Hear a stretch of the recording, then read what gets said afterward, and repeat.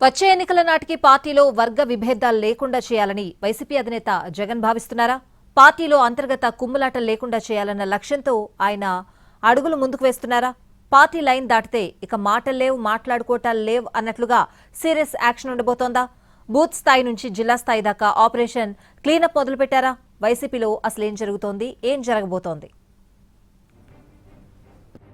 గత ఎన్నికల్లో ఘోర పరాజయం పాలైనా వెంటనే రికవర్ అయ్యారు వైసీపీ అధినేత జగన్.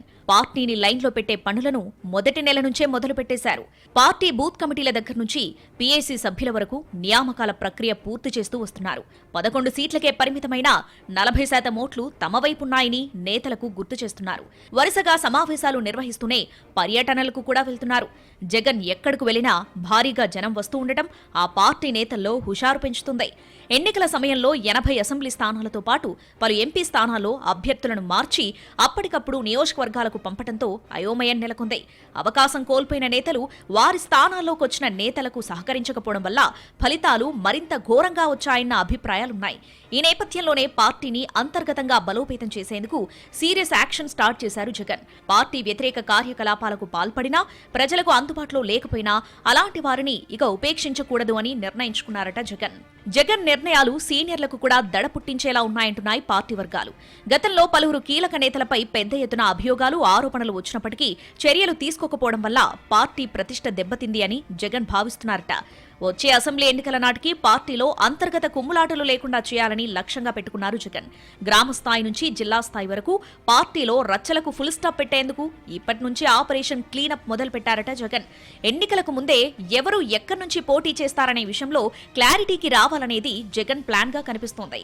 అందుకే పార్టీలో క్రమశిక్షణపై నో కాంప్రమైజ్ అంటున్నారు. పార్టీ పరువు దిగజార్చేలా ప్రవర్తించే నేతలకు స్థానం ఉండదని, నిబద్ధతే టికెట్కి అర్హతగా వైసీపీ పునర్నిర్మాణం చేస్తున్నారట జగన్. 2029లో గట్టిగా కొట్టాలని కృతనిశ్చయంతో ఉన్న జగన్ అందుకోసం మాస్టర్ ప్లాన్ సిద్ధం చేస్తున్నారు. మొన్నేగా ఎన్నికలయ్యాయి, ఇంకా 4 ఏళ్ల సమయం ఉందని భావించిన చాలా మంది వైసీపీ నేతలు ప్రశాంతంగా తమ వ్యాపారాలను చూసుకుంటూ కాలం గడుపుతున్నారు. కార్యకర్తలను పట్టించుకోవడం లేదు. కొందరైతే నియోజకవర్గాలకు దూరంగా ఉంటున్నారు. మరికొందరు పార్టీ లైన్ దాటి వ్యవహరిస్తున్నారు. ఇప్పుడు అలాంటి నేతలకు జగన్ నిర్ణయాలతో టెన్షన్ పట్టుకుందట. పార్టీలో ఉండాలంటే జనంలోనే ఉండాలి, జనం కోసం పనిచేయాలి అనే లైన్లోనే ఉండాలంటున్నారట జగన్. ఈ నేపథ్యంలోనే శ్రీ సత్యసాయి జిల్లాలో సీనియర్ నేతలను సస్పెండ్ చేస్తూ తీసుకున్న నిర్ణయం కూడా సంచలనంగా మారింది. హిందూపురం నియోజకవర్గంలో నవీన్ నిశ్చల్, వేణుగోపాల్ రెడ్డిలను సస్పెండ్ చేసింది వైసీపీ అధిష్టానం. కొద్ది రోజుల క్రితమే ఎమ్మెల్సీ టెక్కలి నియోజకవర్గ ఇన్ఛార్జ్ దువ్వాడ శ్రీనివాస్ ను సస్పెండ్ చేశారు. రాజకీయాల్లో దువ్వాడ శ్రీనివాస్ యాక్టివ్ గా ఉన్నప్పటికీ ఆయన వ్యక్తిగత జీవితం, కుటుంబ తగాదాలతో పార్టీకి డ్యామేజ్ అవుతుందని భావించడం వల్లే అతన్ని సస్పెండ్ చేశారు. దువ్వాడ శ్రీనివాస్, నవీన్ నిశ్చల్, వేణుగోపాల్ రెడ్డి ఈ ముగ్గురు జగన్ కు అత్యంత సన్నిహితులే అయినప్పటికీ పార్టీ లైన్ దాటితే ఎవరిపై అయినా చర్యలు తప్పవు అనే క్లియర్ కట్ సందేశం ఇచ్చేందుకే వారిపై చర్యలు తీసుకున్నారు.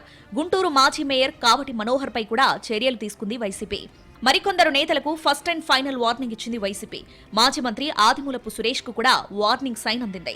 సురేష్ కు కొండెపి నియోజకవర్గం కేటాయించినా తరచూ ఎర్రగొండపాలెం నియోజకవర్గంలో జోక్యం చేసుకుంటూ ఉండటం, వైసీపీ సిట్టింగ్ ఎమ్మెల్యే తాటిపర్తి చంద్రశేఖర్ కు వ్యతిరేకంగా పనిచేస్తున్నారట. దాంతో ఎర్రగొండపాలెం నియోజకవర్గ వ్యవహారాల్లో వేలు పెట్టొద్దని ఆదిమూలపు సురేష్ కు వార్నింగ్ ఇచ్చినట్లు సమాచారం. పెడన నియోజకవర్గం వ్యవహారాల్లో ఇన్వాల్వ్ అవుతున్న మరో మాజీ మంత్రి జోగి రమేష్ ను కూడా మందలించినట్లు తెలుస్తోంది.